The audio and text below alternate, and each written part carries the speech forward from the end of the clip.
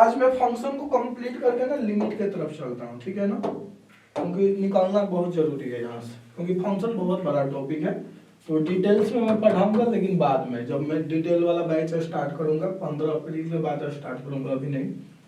हाँ, तो मैं ऑन टू फंक्शन पढ़ा दिया था कि ऑन टू हम कैसे चेक करते हैं। एक मिनट, आप लोगों को ना देखिए, मैं आपको ऑन टू फंक्शन पढ़ाया था ना।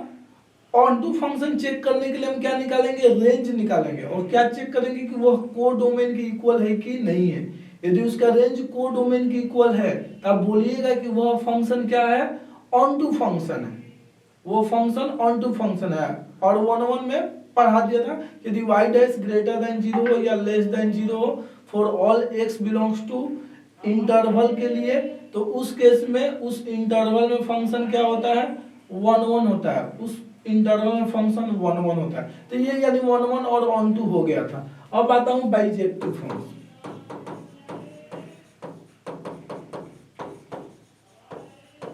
देखिए, जो फंक्शन 1 नहीं होता है ना उसको क्या बोलते हैं, जो फंक्शन 1 नहीं है उसका क्या नाम है, मैनी वन। और जो फंक्शन ऑन टू नहीं है उसका क्या नाम है, इनटू।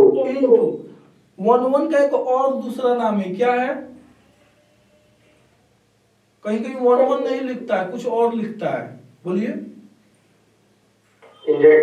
Injective function. और ऑन टू का एक और दूसरा नाम है, क्या है, ऑन टू का दूसरा नाम सर्जेक्टिव फंक्शन। तो आप ध्यान रखिएगा, कहीं कहीं इंजेक्टिव फंक्शन लिख देगा और कहीं कहीं सर्जेक्टिव फंक्शन लिख देगा। तो इंजेक्टिव फंक्शन का मतलब 1 फंक्शन और सर्जेक्टिव फंक्शन का मतलब ऑन टू फंक्शन, ये आपको ध्यान में होना चाहिए। अब आता हूं बाइजेक्टिव फंक्शन।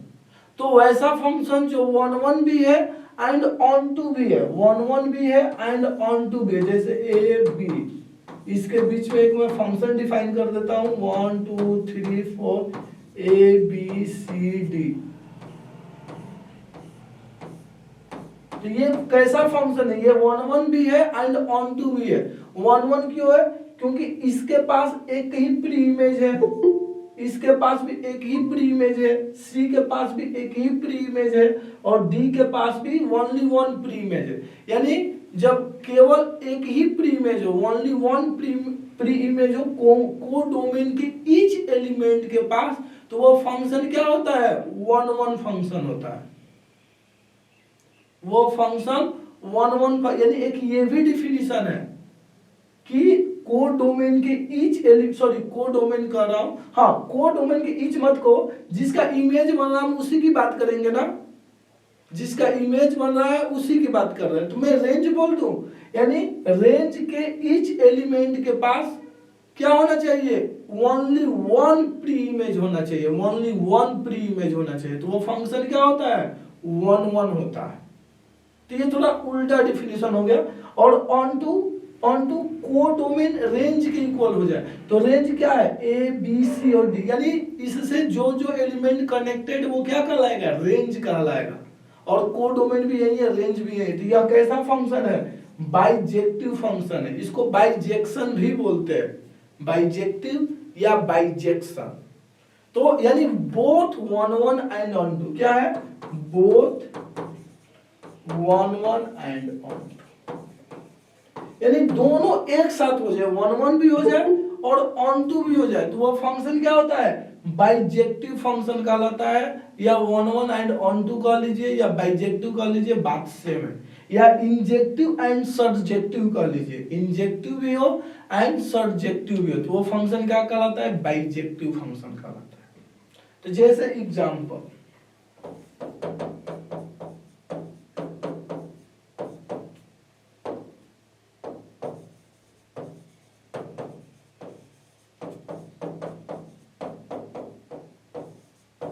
यह कैसा फंक्शन है,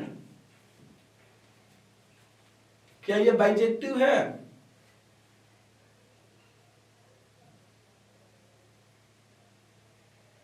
क्या यह बाइजेक्टिव फंक्शन है, बतलाइए।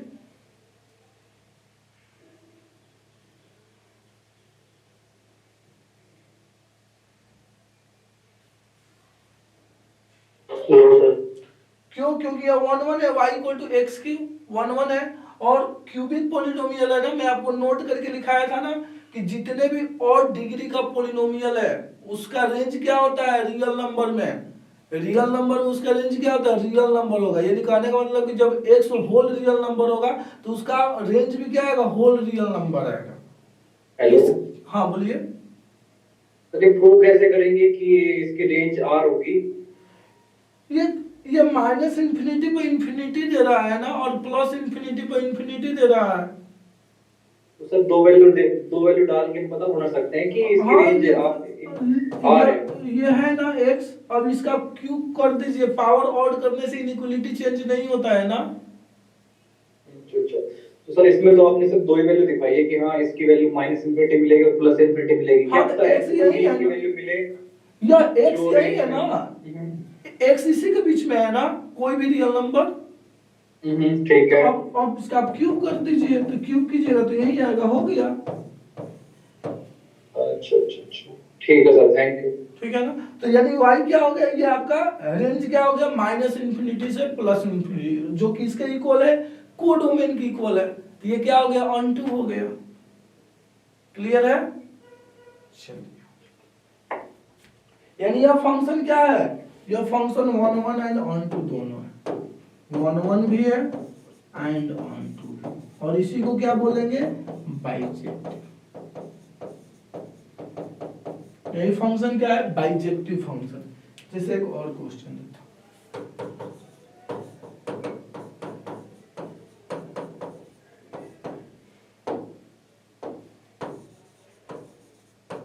सर पीछे से और ऑन टू यही बाइजेक्टिव लिखा हूं, यही 1 1 एंड ऑन टू का दूसरा नाम क्या है, बाइजेक्टिव है। ये जो फंक्शन 1 1 एंड ऑन टू एक साथ हो जाता है उसी को हम बाइजेक्टिव फंक्शन कहते हैं। क्लियर है? ठीक है। जैसे y इक्वल टू ले लीजिए, या f या कुछ भी लिख लीजिए, f ही लिख लीजिए।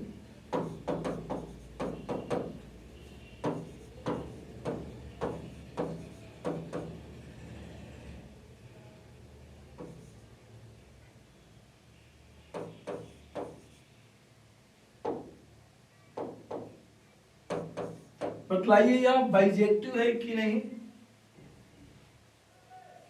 यह फंक्शन बाइजेक्टिव है या नहीं, बतलाइए सोच के।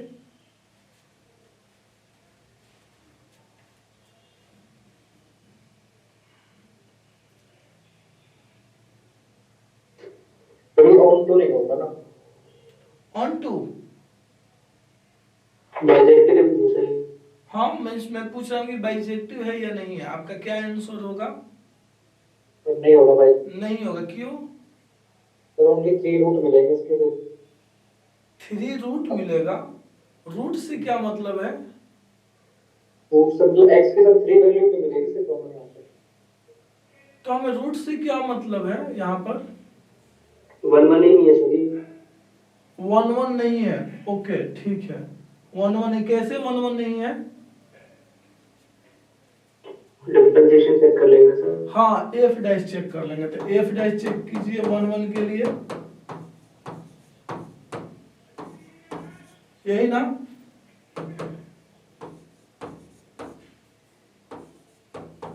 यानी ऑलवेज लेस देन या ऑलवेज ग्रेटर देन 0 नहीं होगा ना, ये ऑलवेज लेस देन या ऑलवेज ग्रेटर देन 0 नहीं होगा, कभी लेस देन 0 होगा, कभी ग्रेटर देन 0 होगा। जैसे x की वैल्यू 1 पुट कीजिए, तो x की वैल्यू 1, x इक्वल टू यह 1 के लिए क्या है, f डैश लेस देन 0 आ रहा है। f की वैल्यू 10 पुट कीजिए, x की वैल्यू 10 पुट कीजिए, देखिए f डैश ग्रेटर देन 0 आ गया। यानी x की हर वैल्यूज के लिए, ईच वैल्यूज के लिए या ऑल वैल्यूज के लिए f dash always less than या f dash always greater than 0 नहीं हो रहा है, इसलिए फंक्शन क्या है, 1 1 नहीं है। यानी f डैश नॉट ऑलवेज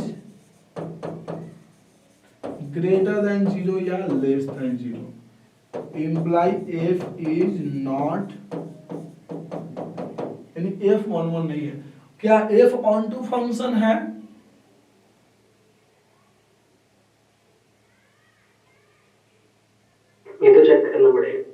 बतलाइए।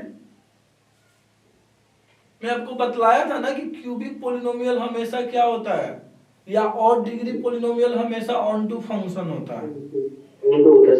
तो ये ऑड डिग्री पोलिनोमियल है ना, इसका ग्राफ किस टाइप से होगा, ये कॉन्टिन्यूअस है ना, क्या होता है पोलिनोमियल, क्या होता है कॉन्टिन्यूअस होता है। तो माइनस इन्फिनिटी पर माइनस इन्फिनिटी आएगा ना, जब आप x की वैल्यू माइनस इन्फिनिटी पुट कीजिएगा तो माइनस इन्फिनिटी, यानी आप यहां से चलते हुए आइएगा x इक्वल टू 0 पर 10 देगा, यानी ऐसे देगा, यानी कुछ जाएगा इस टाइप से जाएगा।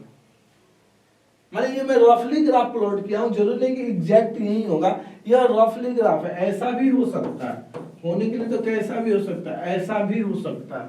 तो मैं एक रफली ग्राफ प्लॉट किया हूं, एग्जैक्ट ग्राफ प्लॉट नहीं किया, उसके लिए फिर बहुत सारा प्रोसेस करना पड़ेगा, लेकिन अभी मैं आपको केवल बतला रहा हूं कि ऑन टू कैसे चेक करते हैं। तो क्यूबिक पोलिनोमियल क्या होता है, या ऑड डिग्री पोलिनोमियल पूरे आर में हमेशा ऑन टू होता है।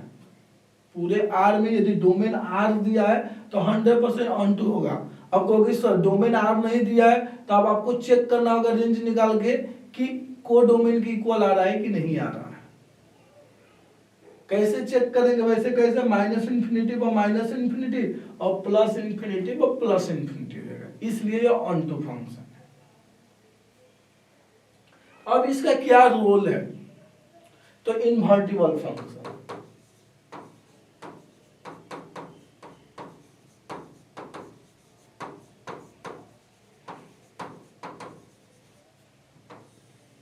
यदि कोई function on one and onto दोनों है, दैट मींस कि बाइजेक्टिव फंक्शन है, तो वो फंक्शन क्या होता है, इनवर्टिबल फंक्शन होता है।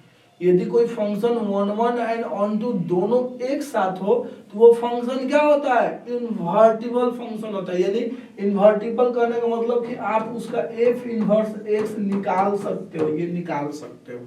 कब, जब आपका function on one and onto होगा तब। यदि आपका on one and onto है, यदि कोई फंक्शन बाइजेक्टिव है तो वो फंक्शन इनवर्टिबल होगा, यानी उसका इनवर्स क्या होगा, फंक्शन होगा, उसका इनवर्स फंक्शन एग्जिस्ट करेगा, उस फंक्शन का इनवर्स फंक्शन एग्जिस्ट करेगा। तब कहोगे कि सर क्यों एग्जिस्ट करेगा, वन वन ऑन टू होना क्यों जरूरी है, तो कोई मुझे बतलाएगा कि वन वन ऑन टू होना क्यों जरूरी है फंक्शन इनवर्स फंक्शन होने के लिए। तो पहले ये जान लीजिए कि इनवर्स फंक्शन है क्या, ठीक है ना। लेकिन यदि कोई फंक्शन इस प्रॉपर्टी को फॉलो करे,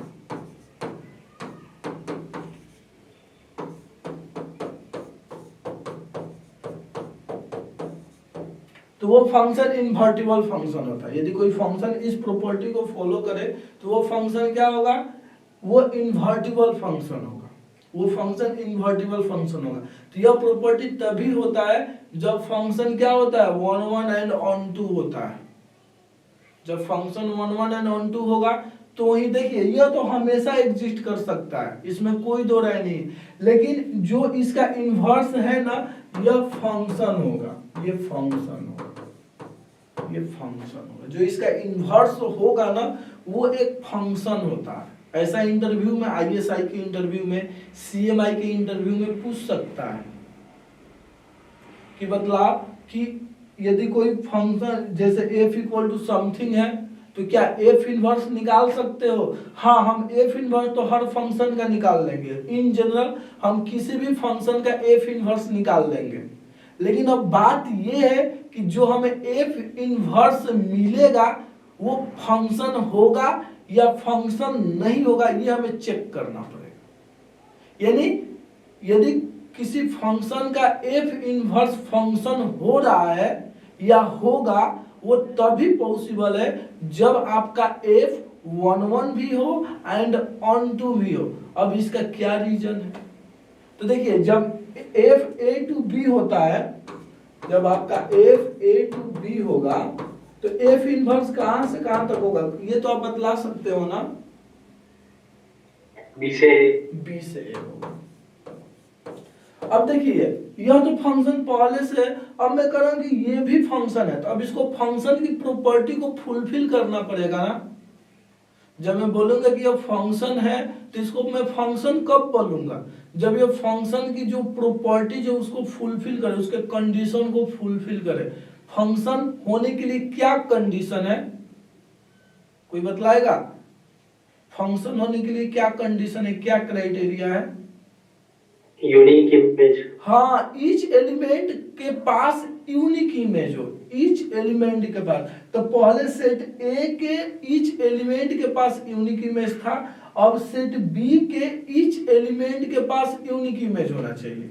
सेट बी के ईच एलिमेंट के पास अब यूनिक इमेज होना चाहिए, तो ही एफ इनवर्स क्या कहलाएगा? आपका इन्वर्टिबल फंक्शन कहलाएगा। तो ये मैं रीजन बतला दूं कि ऐसा क्यों होता है, कि आगे बढ़ूं? बता दो सर रीजन।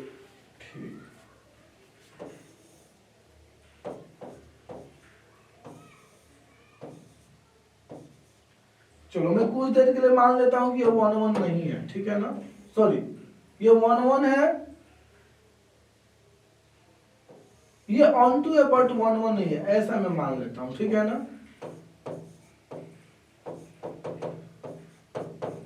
देखिए ये ऑन टू है ना, लेकिन 1 1 नहीं है ना, क्योंकि बी के पास दो प्री इमेज है, या 2 भी बी से कनेक्टेड और 3 भी बी से कनेक्टेड है, तो ये 1 1 नहीं, यहाँ पर ये पता चल रहा है। अब आप एफ इनवर्स निकालिए तो क्या आएगा यहां से? तो एफ इनवर्स यहां आ जाएगा ना, यानी बी का एलिमेंट यहां आ जाएगा और ए का एलिमेंट यहां आ जाएगा, तो ये क्या होगा? एफ इनवर्स होगा बी टू ए। तो इसमें एक एलिमेंट 1 2 3, तो आपस में कनेक्ट कर दो, जैसे जैसे कनेक्टेड है ये, तो ए किससे कनेक्टेड है? 1 से कनेक्टेड है। बी किससे कनेक्टेड है? 2 से भी कनेक्टेड है, बी 3 से भी कनेक्टेड है। अब बतलाइए ये फंक्शन है? खुद ही बतलाइए तो, क्या ये फंक्शन है? No sir. नो, क्यों? क्योंकि बी एलिमेंट के पास दो इमेज हो गया, तो इसमें एक बी ऐसा एलिमेंट है जिसके पास यूनिक इमेज नहीं है।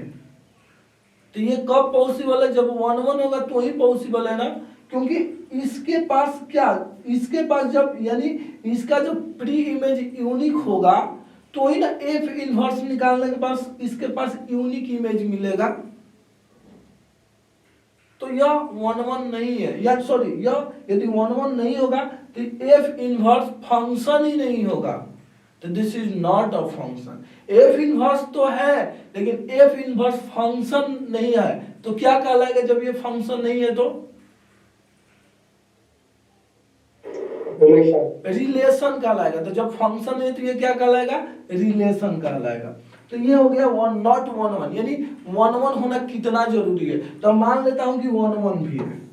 तो जब 1 1 है बट ऑन टू नहीं है, मैं कुछ ऐसा एग्जांपल बनाता हूं कि 1 1 है बट ऑन टू नहीं है।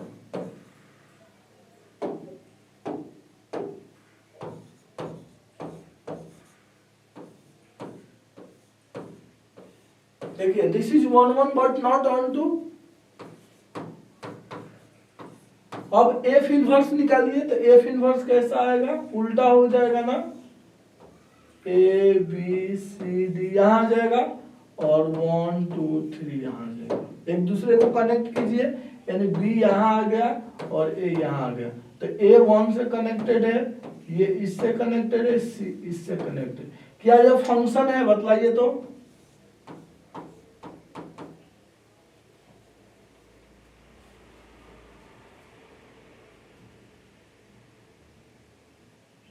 क्या यह फंक्शन है?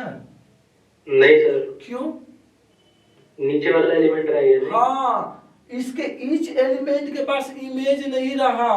इसमें एक डी ऐसा एलिमेंट है जो रेस्ट में प्लस टी मार के आराम से चुपचाप बैठा है, तो एलिमेंट डी के पास कोई भी इमेज नहीं है, तो this is not a function. तो जब यह फंक्शन है तो क्या है? रिलेशन है। रिलेशन है बट फंक्शन नहीं है। तो यानी कहने का मतलब कि देख रहे हो ना कि 1 1 एंड ऑन टू होना कितना जरूरी है। यदि यह 1 1 एंड ऑन टू हो जाए तो क्या हो जाएगा? एफ इनवर्स भी आपका फंक्शन हो जाएगा। तब रीजन पता चल गया आपको कि 1 1 एंड ऑन टू होना क्यों जरूरी है एफ इनवर्स को फंक्शन बनने के लिए।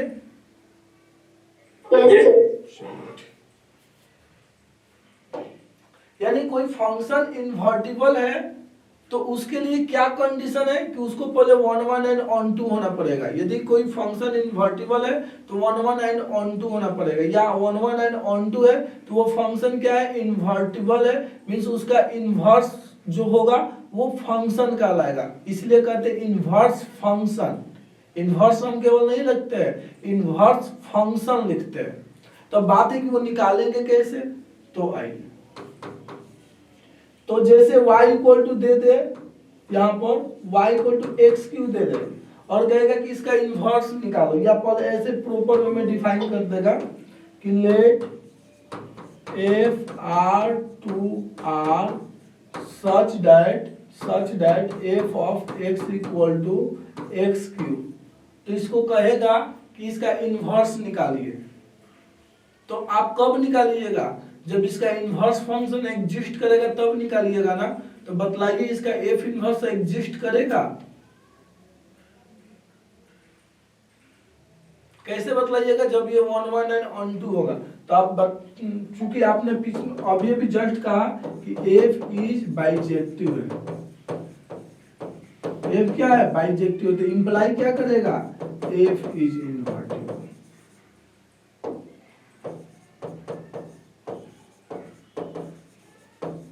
एफ क्या हो गया आपका, इन्वर्टिबल हो गया।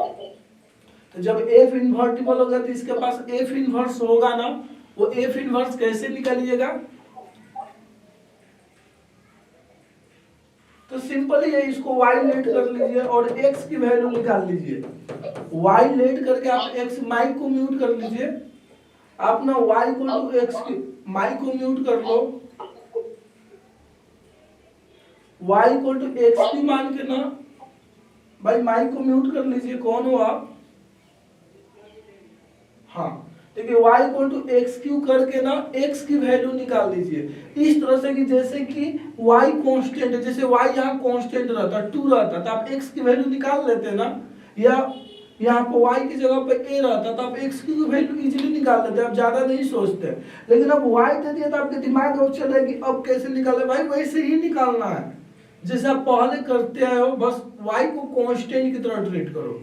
दिमाग में इमेज बना लो कि y क्या है, कांस्टेंट है, तो उस केस में x इक्वल टू क्या आएगा, y का पावर 1/3 आएगा। अब x इक्वल टू क्या है, y इक्वल टू आपने क्या मान रखा है, f ऑफ x, तो x इक्वल टू क्या होगा, f इनवर्स y। कैसे होगा कोई बतलाएगा, ये मैंने स्टेप कैसे लिखा, एफ इनवर्स से मल्टीप्लाई कर, हाँ बोथ साइड मैंने एफ इनवर्स से ऑपरेट कर दिया, दोनों साइड में एफ इनवर्स से क्या कर दिया, मल्टीप्लाई में नहीं किया हूं, ऑपरेट किया हूं। इसको ऑपरेट करना कहते हैं, या कंपोजिशन ले लिया, ठीक है ना। तो मैं दोनों साइड एफ इनवर्स से ऑपरेट कर दिया इस साइड, इस टाइप से।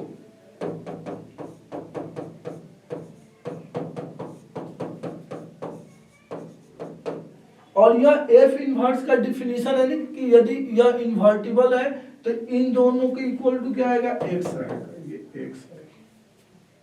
यदि ये प्रॉपर्टी फॉलो कर रहा है तो वो फंक्शन क्या है, इन्वर्टिबल फंक्शन है, इन्वर्टिबल फंक्शन। यदि इस प्रॉपर्टी को फॉलो कर रहा है तो वो क्या है, इन्वर्टिबल फंक्शन। और दोनों में से कोई एक फॉलो कर रहा है, दूसरा नहीं कर रहा है, यानी इतना बराबर x आ गया लेकिन इतना बराबर x नहीं आ रहा है, तो उस केस में फंक्शन इन्वर्टिबल नहीं होगा। तो यहां से यानी अब ऐसा नहीं कि मैंने f से इधर डिवाइड कर दिया, ऐसा हम लोग ऐसे ही सोचते थे, पता नहीं आप लोग सोचते थे कि नहीं, ऐसा ये लिखना गलत है, ये लिखना गलत है, ऐसे नहीं होगा। इस चीज पर आप ध्यान दीजिएगा। इसका मतलब यह नहीं है कि ऐसे, जैसे a का पावर 2 का पावर -1 हो तो आप क्या लिखते हैं, 1/2 लिखते हैं ना। तो इसमें वैसा नहीं है, वो वाला सीन यहाँ पर नहीं है। ये नोटेशन है, जस्ट अ नोटेशन, ये एक सिंबल है जिसका पावर -1 दिया हो तो ये एक सिंबल है। इसका मतलब ये नहीं कि इसका पावर -1 है तो 1/f लिख दीजिएगा, this is just a symbol. तो अब पुट कर दीजिए x के जगह पर,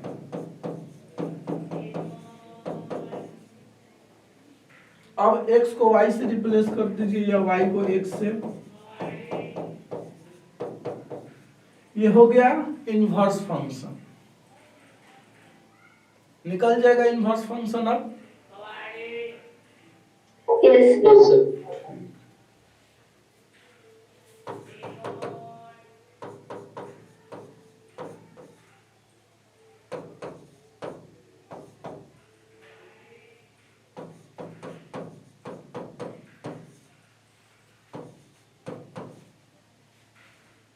इसका यदि इसका एफ इनवर्स एग्जिस्ट कर रहा है, यदि इसका एफ इनवर्स एग्जिस्ट कर रहा है तो आपको एफ इनवर्स निकालना है। बतलाइए क्या होगा।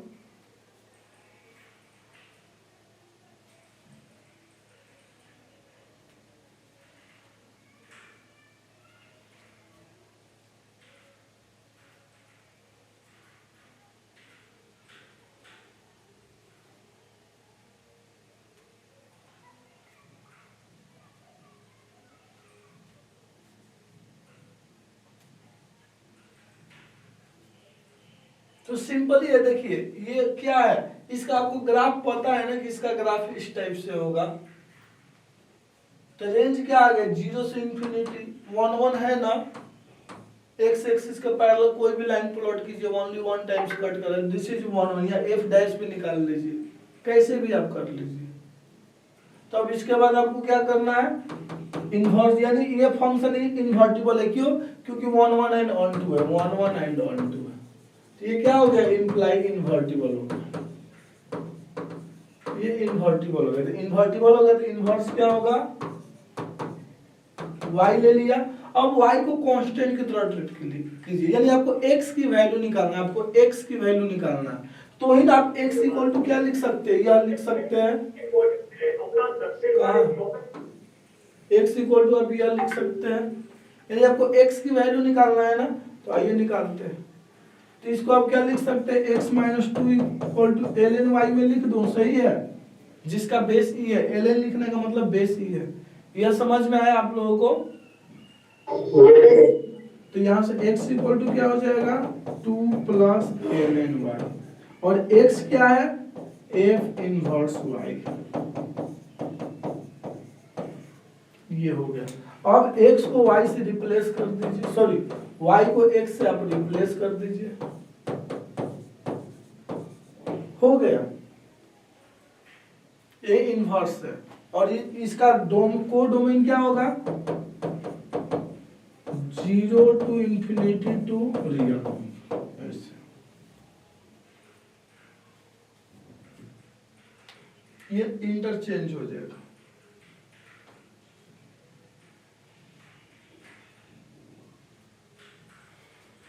अब इसमें कुछ अच्छे क्वेश्चंस की बात करता हूं।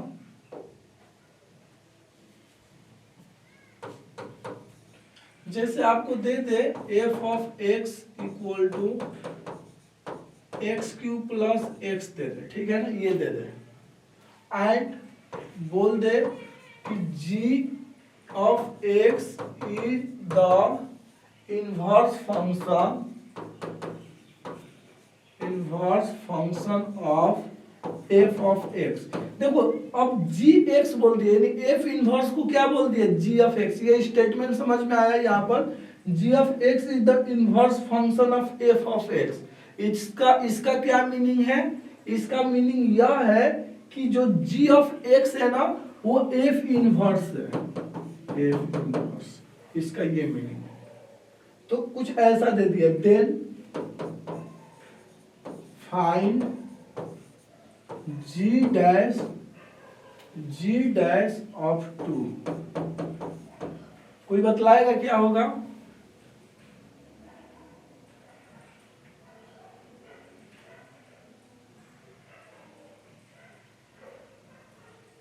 देखो जो इनवर्स फंक्शन और फंक्शन होता है ना एफ एंड जो एफ इनवर्स होता है, यह y इक्वल टू एक्स के अबाउट सिमेट्रिक होता है। यानी एक तरफ एफ लिखिए तो y इक्वल टू एक्स को मिरर मानिएगा ना, तो जो उसका इमेज बनेगा ना वो एफ इनवर्स होगा। और जब एफ इनवर्स का इमेज बनाइएगा y इक्वल टू एक्स पर मिरर रख करके, तो वो क्या होगा, एफ बनेगा, वो एफ होगा, वो एफ होगा। यानी एक दूसरे का मिरर इमेज होता है।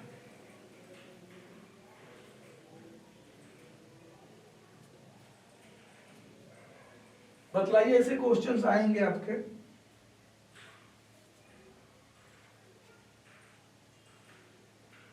आप लोगों ने पहले कभी किया है ऐसा क्वेश्चन? तो ही आप सोच पाइएगा। किए हो आप?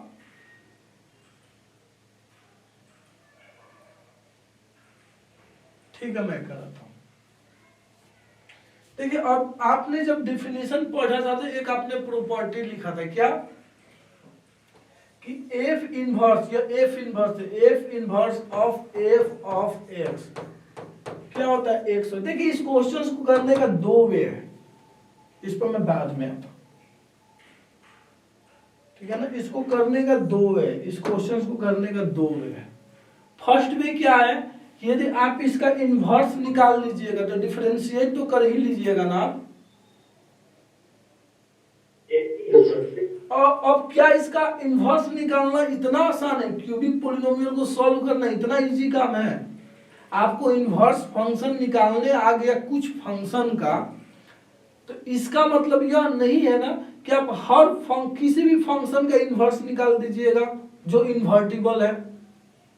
इसका मतलब यह नहीं है ना, जैसे आपको इंटीग्रेशन आता है तो इसका मतलब यह नहीं है ना कि आप किसी भी फंक्शन को इंटीग्रेट कर दीजिएगा। तो थोड़ा इसको आप इंटीग्रेट करके दिखलाओ, मेरे से तो आज तक नहीं हुआ। इसको इंटीग्रेट करके दिखलाओ, आपको इंटीग्रेशन आता है ना? नहीं होगा किसी भी काल में इसका इंटीग्रेशन, आप नहीं कर पाओगे।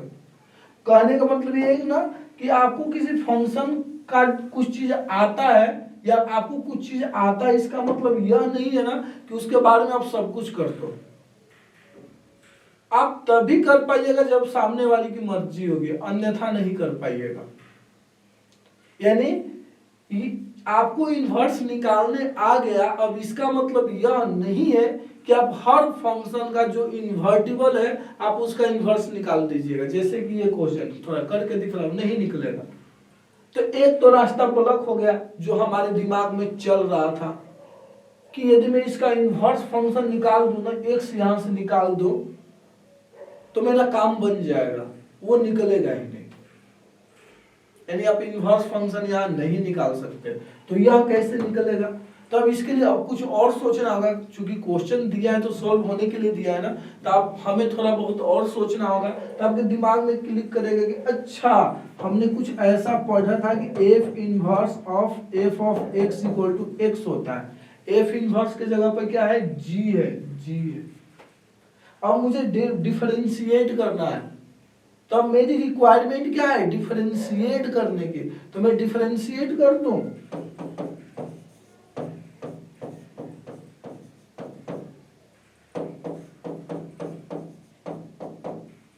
या आप सिंपल ऐसे भी कर सकते हो, एफ ऑफ एक्स को पुट कर दीजिए। अब डिफरेंशिएट कर दीजिए,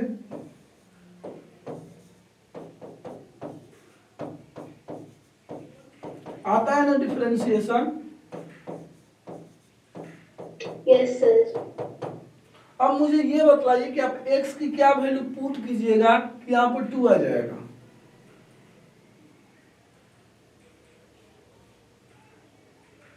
सोचिए, आप x क्या पुट कीजिएगा कि यहां पर 2 आ जाएगा, यहां पर 2 आ जाएगा। x की क्या वैल्यू पुट कीजिएगा?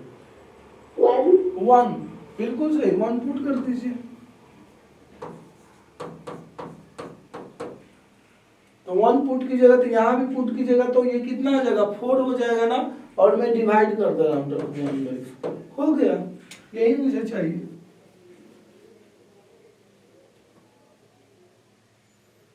तो बस मेन क्या था? ये कॉन्सेप्ट। यदि आप इन्वर्स नहीं निकाल पा रहे तो सबसे ज्यादा जरूरी ये हो जाता है कि अब इसके बारे में आपके पास अच्छा खासा नॉलेज होना चाहिए।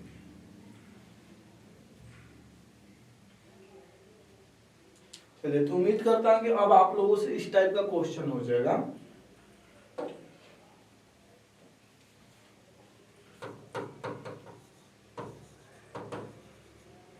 यहां से क्वेश्चन सीवीटी में भर भर के आएगा। Limit of function, limit of function. देखिए,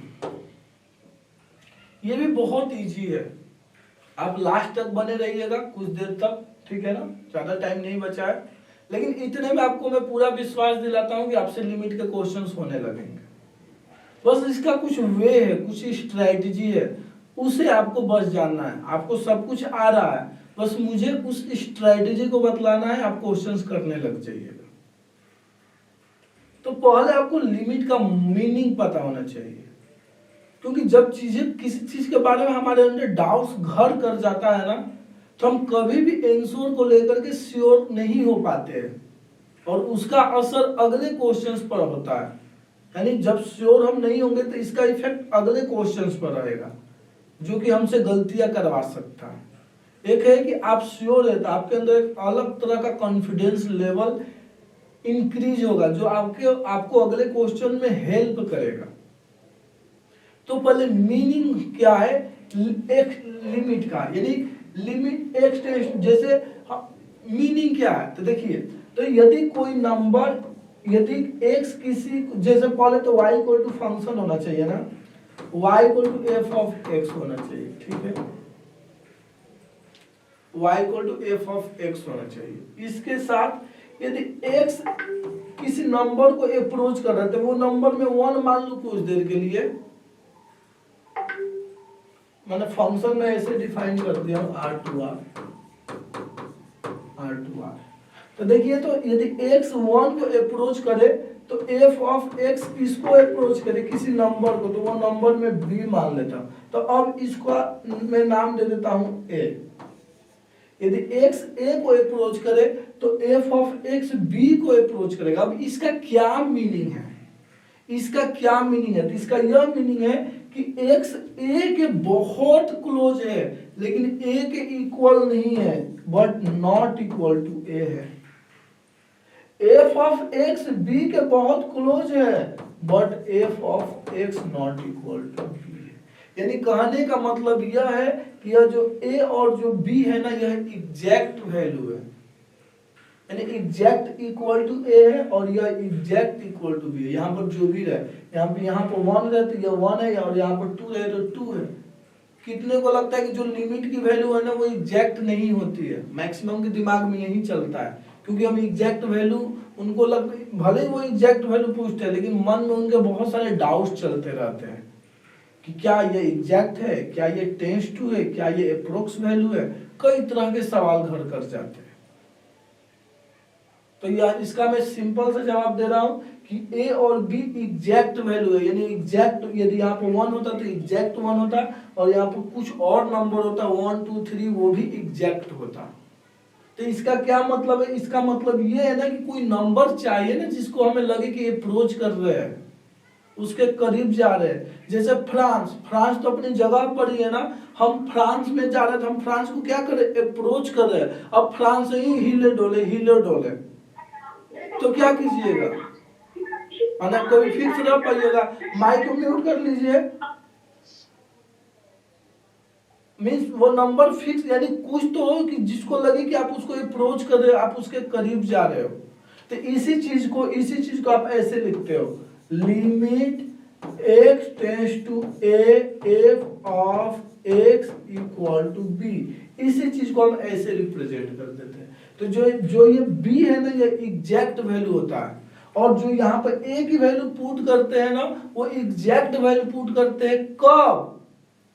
कब पुट करते हैं, जब 0/0, ∞/∞, या 0 इंटू इन्फिनिटी जैसा केस न बने। जब वैसा केस नहीं बनता है तो हम a की वैल्यू डायरेक्ट पुट करते हैं। जैसे एग्जाम्पल,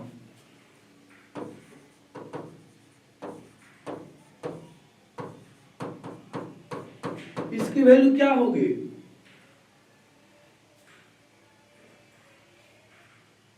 वन होगी। क्यों हमने डायरेक्ट क्यों पुट कर दिया, क्योंकि 0 पुट करने से कोई प्रॉब्लम नहीं हो रहा है, यहाँ 0 पुट करने से कोई भी प्रॉब्लम नहीं हो रहा है, इसलिए हमने 0 पुट कर दिया। अब आप कहोगे कि सर आपने अभी बतलाया कि x not equal to a है, means x not equal to 0, लेकिन आप पुट करें तो 0 क्यों पुट कर रहे हैं? क्या हम 0 के कोई करीब नंबर पुट करें? नहीं है, हम 0 ही, हम एग्जैक्ट यहाँ 0 ही पुट कर रहे हैं। और जीरो पुट करने से क्या पता चल रहा है कि जब x जीरो के करीब हो रहा है तो x प्लस वन वन को अप्रोच करेगा, यानी इसका मतलब ये है यदि x जीरो को अप्रोच करेगा तो इंप्लाई करेगा कि x प्लस वन वन को अप्रोच करे, यानी कोई नंबर होना चाहिए ताकि पता चले कि हम किसको अप्रोच कर रहे हैं। तो जब जीरो पुट करने से ये आ रहा है, इसका मतलब है कि जब जीरो के करीब नंबर होगा तो वो वन के करीब ही होगा ना। क्लियर है ये बात? Yes, sir. ठीक है, जैसे यहाँ पर ये रहे limit x tends to 1 x square minus 1 upon x minus 1। अब यहाँ पर 1 पुट कीजिए, दिक्कत हो रही है ना, 0/0 हो जा रहा, 0/0 हो जा रहा। तो अब हम 0/0 को रिमूव करेंगे, यानी जिसके चलते 0 हो रहा है ना उसको हम रिमूव करेंगे कैंसल करके। तो जब डिनोमिनेटर में भी 0 हो रहा है, न्यूमरेटर में भी 0 हो रहा है, तो वो 100% टर्म क्या होगा, एक दूसरे से कैंसल होगा, तो उसको कैंसल करते हैं। तो इसको आप फैक्टर कीजिए।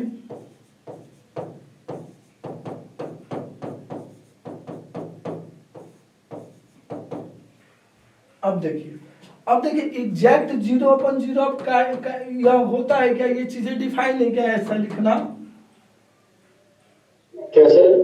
एग्जैक्ट 0/0 आप ऐसे कैंसिल कर सकते हो क्या? नहीं ना, नहीं सर। कभी नहीं कर सकते, यह गलत है, इसका कोई मीनिंग ही नहीं है, इसका कोई मीनिंग ही नहीं। यानी एग्जैक्ट 0/0 का कोई मीनिंग नहीं, यह मीनिंगलेस है। तो यहां पर हम कैसे कैंसिल करें, कोई बतलाएगा? x माइनस 1 को ऊपर नीचे से कैंसिल कर देंगे। क्यों? x माइनस 1 पर तो 0 हो रहा है ना पुट करने से, कैसे कैंसिल कर दोगे आप? सर सेपरेट भी तो कर सकते हैं सर। सेपरेट भी कर सकते हैं, तो बात तो वही हो जाएगी ना मिला जुला के। सोचिए आप यहीं पर, इसका जवाब यहीं पर आप बोल सकते थे, जैसे मैंने ये आपसे क्वेश्चन पूछा कि कैसे कैंसिल करोगे, तो आप बोल सकते थे कि sir x not equal to 1 है ना, x नॉट इक्वल टू 1 है, तो यह कभी 0 होगा, एग्जैक्ट 0 होगा, नहीं होगा ना। तो अब तो इसको हम कैंसिल कर देंगे ना, क्योंकि x नॉट, इसका मतलब क्या है कि x not equal to 1, x 1 के क्लोज है लेकिन 1 नहीं है, और ये 0 कब होगा, जब 1 पुट कीजिएगा। तो जिसके चलते 0 हो रहा तो उसको मैंने रिमूव कर दिया, तो इसको हटा दो।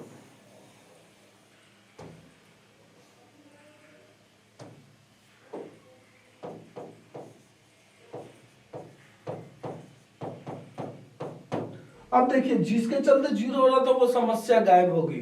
अब मैं एग्जैक्ट 1 पुट करने के लिए फ्री हूं, यहां पर फ्री नहीं था लेकिन अब मैं फ्री हूं, तो अब मैं पुट कर दूं, तो पुट करने से क्या आएगा, 2 आएगा। तो इसका मतलब क्या है कि यह जब x 1 के क्लोज करीब जाएगा तो यह किसको अप्रोच करेगा, 2 को अप्रोच करेगा, 2 को अप्रोच करेगा। इसका मतलब ये नहीं कि इसकी वैल्यू 1 पर 2 हो जाएगी, इसका मतलब ये नहीं है, जैसे मैं आपको ग्राफ से समझाता हूं।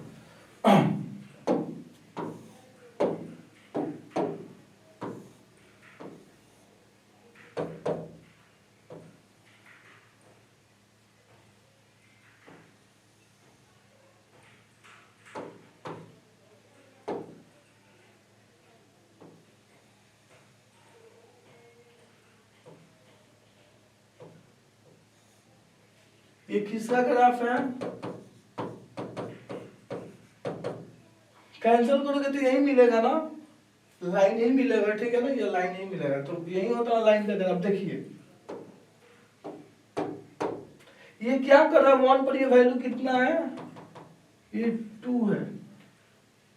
देखिए इसकी वैल्यू 2 नहीं आ रही है, 2 पर क्या है, डंबल है।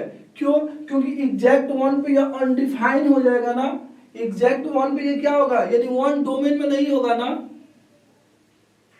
Yes sir. डोमेन में नहीं होगा। तो अब हम चेक करेंगे कि जब मैं डोमेन को अप्रोच करूंगा, यानी जब मैं 1 को, क्योंकि लेस देन 1 तो डोमेन में है ना, और ग्रेटर देन 1 भी डोमेन में, केवल 1 डोमेन में नहीं है, तो हम ये सोचेंगे कि अच्छा हम 1 के करीब जाते हैं तो इसका, क्योंकि हमें ग्राफ तो प्लॉट करना है ना कि क्या कैसा होगा ग्राफ, तो आप ऐसे ही देखोगे ना कि जब हम 1 के क्लोज जा रहे हैं तो f किसके क्लोज जा रहा है, 2 के, इस 2 के क्लोज जा रहा है। जब इस साइड से भी हम आ रहे हैं तो ये भी 2 के क्लोज आ रहा है, लेकिन एग्जैक्ट 1 पर ये अनडिफाइंड है, यानी ये 1 को जब अप्रोच करें तो ये 2 को अप्रोच कर रहा है। तो देखिए यहाँ पर डम्बल ओपन है, डम्बल ओपन, यानी एग्जैक्ट, यानी इसकी वैल्यू 1 पर 2 नहीं है। इसका मतलब ये नहीं कि इसकी वैल्यू 1 पर 2 हो जाएगा, ये आपको ध्यान में रखना है। इसका मतलब ये नहीं कि ये वैल्यू 1 पर 2 दे देगा, 1 पर तो अनडिफाइंड है। अब क्लियर है कि लिमिट का क्या मीनिंग है, क्यों निकाल रहे हो आप, कैसे निकाल रहे हो।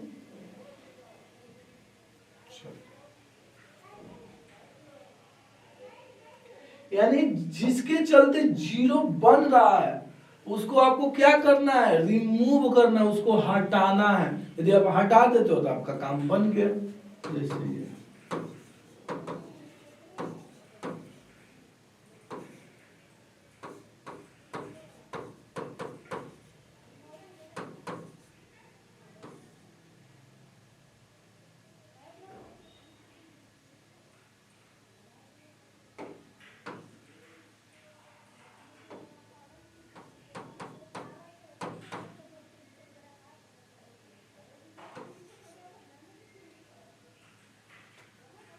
बतलाइए क्या होगा लिमिट की वैल्यू।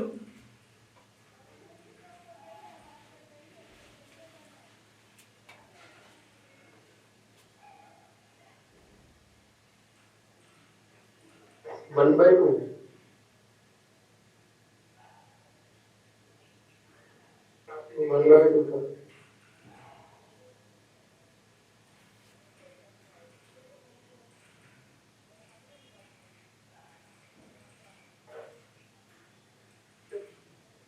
कितना आया,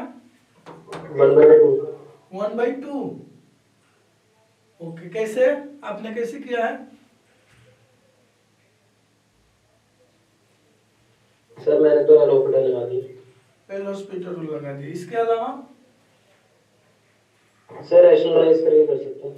हाँ, रेशनलाइज हम कर देंगे। तो रेशनलाइज कर दीजिएगा तो क्या आएगा, देखिए 0/0 हो रहा है ना, तो ये 0/0 इनडिटर्मिनेंट, इसको हम कहेंगे इनडिटर्मिनेंट फॉर्म में। यानी जब भी 0/0 का केस हो जाए तो इसको हम बोलेंगे कि यह इनडिटर्मिनेंट फॉर्म में। तो ये क्या हो जाएगा,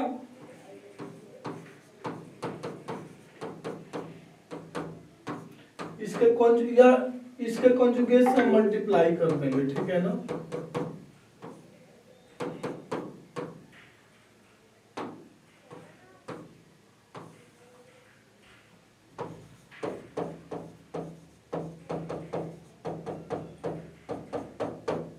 ये हो गया। अब आप इसको सिंप्लीफाई कर लीजिए। a minus B into A plus B हो रहा है ना, तो क्या फॉर्मूला आता है, a² माइनस b²। क्लियर है ना।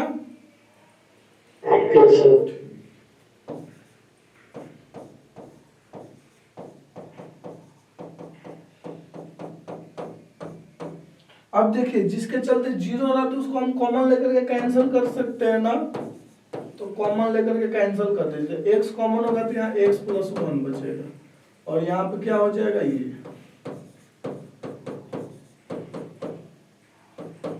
अब 0 पुट कर दीजिएगा तो यहाँ पे 1 बचेगा, और यहाँ 0 पुट कीजिएगा तो √1 1 1 + 1 1/2। सर हाँ बोलिए, इसको बीटी से भी कर सकते हैं, किस मेथड से, बाइनोमियल थ्योरम से। बाइनोमियल थ्योरम से टफ होगा ना। अभी वो एक्सपेंशन कैसे बाइनोमियल लगाएगा, बाइनोमियल तो नेचुरल नंबर के लिए लगाइएगा ना, पावर तो 1/2 है ना।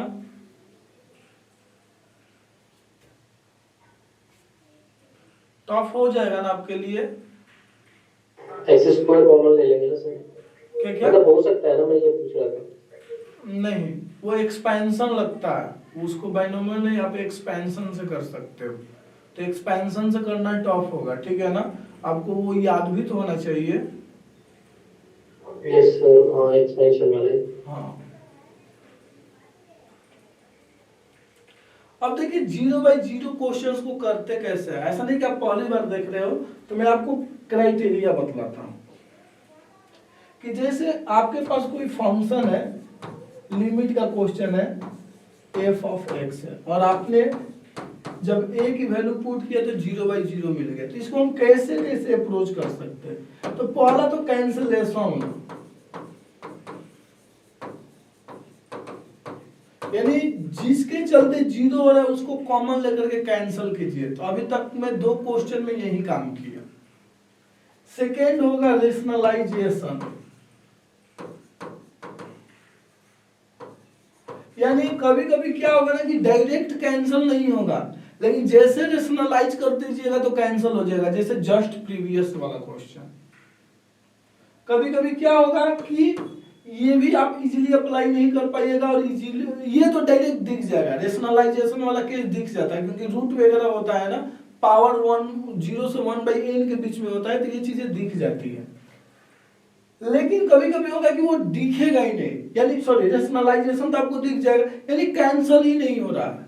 आपको लग रहा है कि यार अब मैं क्या करूं, तो उस केस में आपका साथ देगा एल हॉस्पिटल रूल। तो जिसको मैं शॉर्ट में एलएच रूल बोल दूं, एल हॉस्पिटल रूल को एलएच रूल में शॉर्ट में बोल दिया, ठीक है ना। यानी एलएच रूल कहने का मतलब एल हॉस्पिटल रूल। क्लियर है? Yes sir. अब देखिए आप जब क्वेश्चंस करने के लिए जा रहे हैं तो ये भी मेथड पे फेल हो गया, ये भी मेथड फेल हो गया, ये भी सपोज दैट ये भी फेल हो गया। तो अब आप क्या सोचिएगा इसके बाद, जब तीनों के तीनों फेल हो गया तो आप किस पर जाइएगा, और कौन सा मेथड बच रहा है? एक्सपेंशन वाला। हाँ, एक्सपेंशन। ये मान लीजिए कि एक्सपेंशन भी फेल हो गया तो किसके बारे में सोचिएगा? क्वेश्चंस के। Sandwich theorem, sandwich theorem.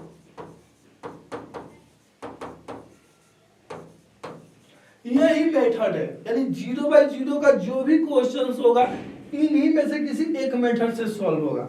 यानी जब आपको क्वेश्चंस मिल रहा है तब बारी बारी से सबके बारे में सोचिए कि किससे क्वेश्चन सॉल्व हो रहा है।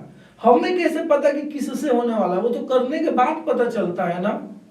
जैसे मैं आपको एग्जांपल बतलाता हूं कि आप चौक पर खड़े हो और आपको दोस्त के पास जाना है, और दोस्त बतला रखा है कि इस गली में घर है और सबसे लास्ट में है, और हर गली का एक लास्ट बाउंड्री है, यानी उसके बाहर आप नहीं जा सकते हो। यानी हर गली का एक बाउंड्री है कि उसको बांध दिया गया है कि आप पूरा गली मींस नहीं होता है गली कि हम उसके आगे नहीं जा सकते, उस टाइप से है।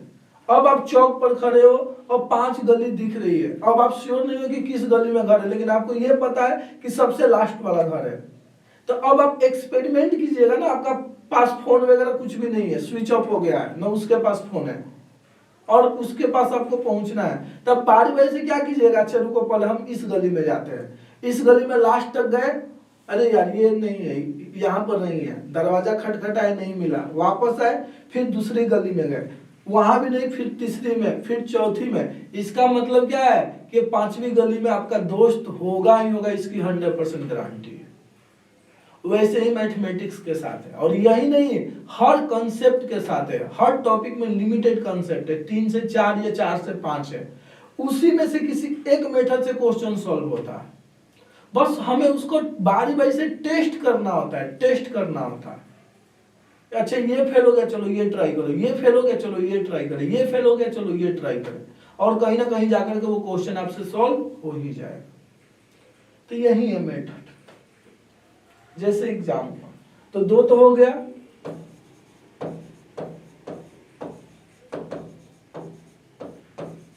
क्या होगा, देखिए आप यहाँ पर कैंसलेशन लगा सकते हैं नहीं, क्या रेशनलाइजेशन लगा सकते हैं नहीं, तो क्या बचेगा, एक्सपेंशन है एल हॉस्पिटल रूल अभी आ रहा है ना रास्ते में। एक्सपेंशन भी लग सकता है सर। हाँ एक्सपेंशन में ये नहीं कर रहा हूँ कि एक्सपेंशन नहीं लगेगा, मैं रास्ते की बात कर रहा हूँ। रास्ता तो पास हो रहा है ना एल हॉस्पिटल रूल से। Yes sir. हाँ तो पास हो रहा है तो हम पास कर देंगे।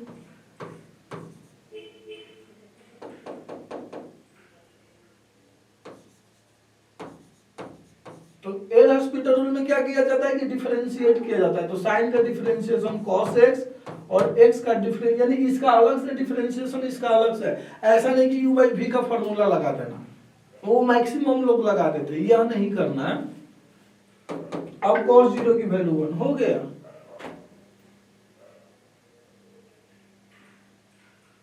अब आप इसको एक्सपेंशन से भी कर सकते हैं, मैं मना नहीं कर रहा, लेकिन जब जरूरत होगी तो हम सोचेंगे, अभी कोई जरूरत नहीं है।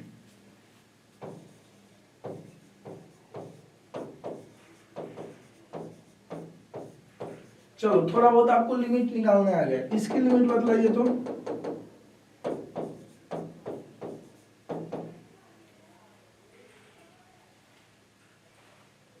इसकी लिमिट की क्या वैल्यू होगी?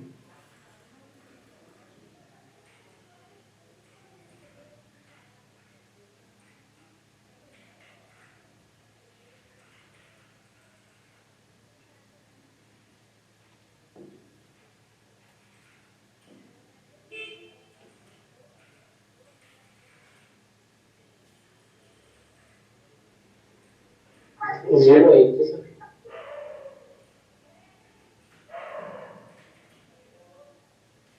क्या आएगा?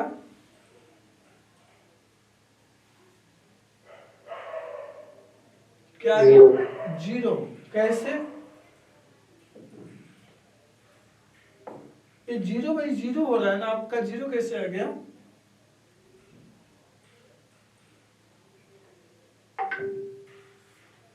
बतलाइए।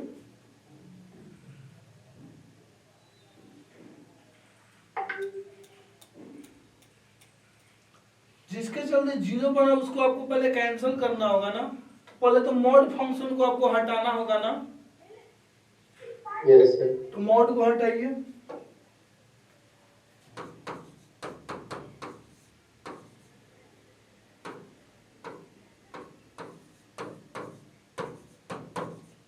ये समझ में आया आप लोगों को? Yes sir. ये पॉजिटिव है, ये टोटल देखना है, ऐसा नहीं कि मॉड का मतलब तो सब निगेटिव थोड़े होता है, पॉजिटिव होता है। तो भाई मैं पॉजिटिव ही निकाला हूं क्योंकि x निगेटिव है, तो निगेटिव निगेटिव क्या आ गया? पॉजिटिव हो गया। अब x से डिवाइड कर दीजिए।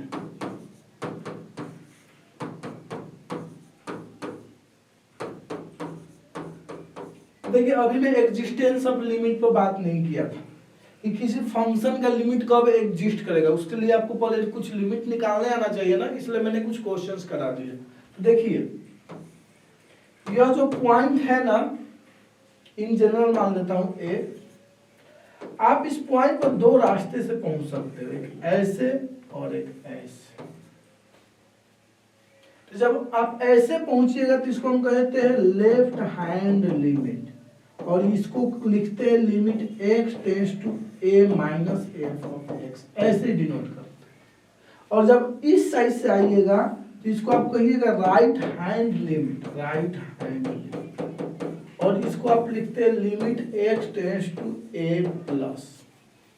यानी ये नोटेशन है, इसका मतलब क्या है कि आप इस साइड से a को अप्रोच कर रहे हो, इसका मतलब, इसका प्लस करने का मतलब, a माइनस लिखने का मतलब कि आप इस पॉइंट को इधर से अप्रोच कर रहे हो, लेफ्ट साइड से अप्रोच कर रहे हो। ये क्लियर है? Yes sir. यदि लिमिट की वैल्यू क्या हो, यदि इसकी लिमिट की वैल्यू क्या हो, यह एग्जिस्ट कब कहलाएगा? जब फाइनाइट एंड यूनिक हो, फाइनाइट एंड यूनिक हो। तो हम कहेंगे कि limit of f of x at x equal to a exist, ये बोलेंगे। यदि इसके छोड़ करके कुछ और हो तो हम कहेंगे कि limit of f does not exist, इसको छोड़ करके फाइनाइट एंड यूनिक। यदि मान लीजिए कि यूनिक नहीं है तो हम कहेंगे डज नॉट एग्जिस्ट, फाइनाइट नहीं है फिर भी हम कहेंगे डज नॉट एग्जिस्ट। ये लाइन क्लियर है? ठीक। अब बात है कि अब हम निकालेंगे कैसे लिमिट।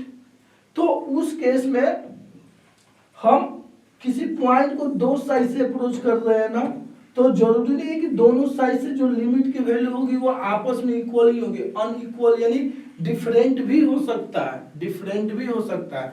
यदि लेफ्ट हैंड लिमिट और राइट हैंड लिमिट जब आपस में इक्वल होगा तब कहिएगा कि लिमिट एग्जिस्ट कर रहा है। कब कहिएगा? जब left hand limit equal to right hand limit हो तब कहिएगा कि लिमिट क्या हो रहा है? एग्जिस्ट कर रहा है। Imply limit x tends to f of x exist.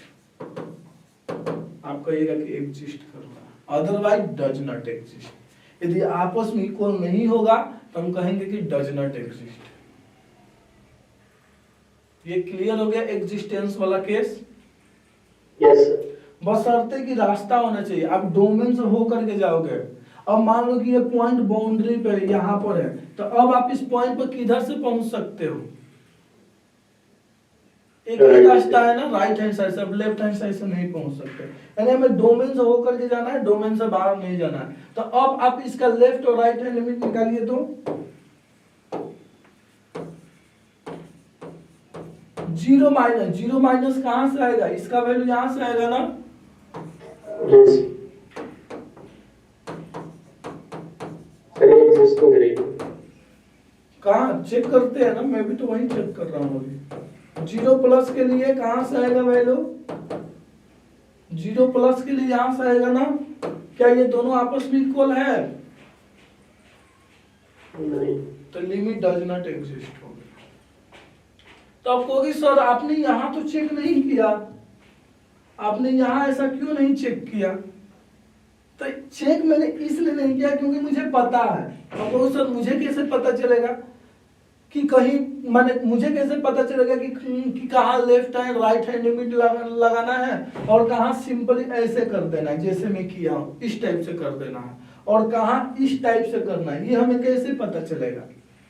कुछ तो क्राइटेरिया होगा ना पहचानने का, ताकि आपका टाइम बचे। अब मान लो कि यहाँ भी आप यही टिक्रम अप्लाई करो, लेफ्ट और राइट करो, तो करते रह जाओगे ना, आपका टाइम बर्बाद होगा ना। माने होगा तो वैसे है, लेकिन टाइम की बर्बादी होगी ना यदि ऑब्जेक्टिव के पॉइंट ऑफ व्यू से देखा जाए तो हम समय को कैसे बचाएं?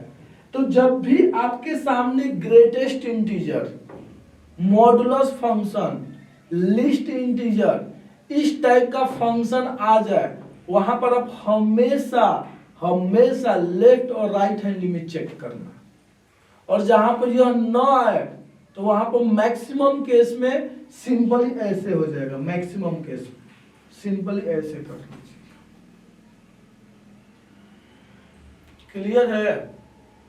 Yes sir. चलो लास्ट क्वेश्चन, इसके बाद बाकी ज्ञान अगले क्लास में। इसकी लिमिट निकालिए।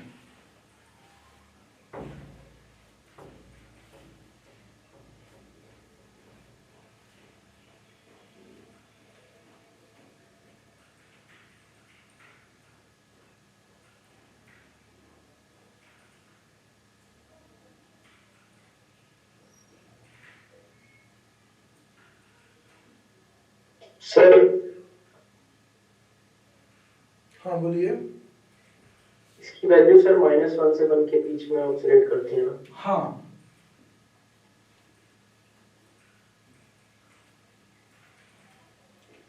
देखिए 0 इंटू बाउंडेड 0 होता है, तो यह बाउंडेड फंक्शन है ना साइन। देखिए यह भले इंफिनिटी की तरफ जा रहा है, यह भले इंफिनिटी की तरफ जा रहा है, लेकिन यह है तो बाउंडेड ही ना साइन, और कोई इंडिटर्मिनेंट फॉर्म नहीं बन रहा है। तो 0 इंटू बाउंडेड क्या होता है? 0। तो ये नोट करके लिख लीजिए।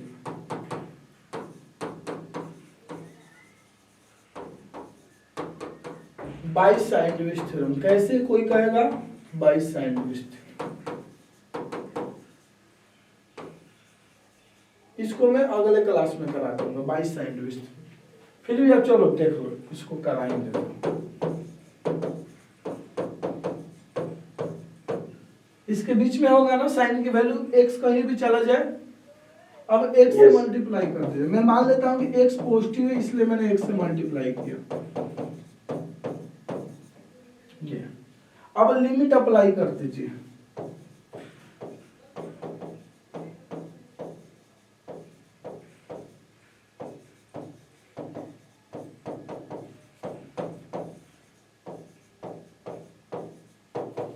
देखिए ये भी जीरो, ये भी जीरो, दोनों जीरो होगा ना,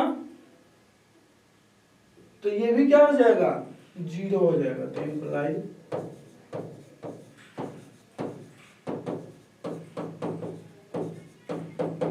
इसलिए ये याद रखिएगा तो ज्यादा फायदे में रहिएगा। चलिए तो आज के लिए इतना ही। मैं अगले क्लास में इसी टॉपिक को कंटिन्यू करूंगा और अगले क्लास में सभी इंडिटरमिनेट फॉर्म में कंप्लीट कर दूंगा, ठीक है ना, जितने भी इंडिटरमिनेट फॉर्म। हाँ बोलिए सर, रिलेशन फंक्शन चैप्टर खत्म हो गया? हाँ फंक्शन हो गया। कंपोजिट फंक्शन भी था सर इसमें टॉपिक है। कंपोजिट फंक्शन भी करा दो। कंपोजिट इसमें सर फंक्शन इन्वर्स आता है ना कुछ निकालने वाला, वो नहीं आता। तो इन्वर्स तो करा दिया ना। नहीं सर, वो एरो डायग्राम से आता है ना कि इन्वर्स निकालना। एक्चुअली उतना डिफिकल्ट सीवीटी में नहीं देगा वो, मैं जेई वाले में करा दूंगा, जेई वाले क्लास में, यानी कल वाले क्लास में करा दूंगा, ठीक है ना। ठीक है सर, ठीक है सर। कैलकुलस कब स्टार्ट होगी सर? कैलकुलस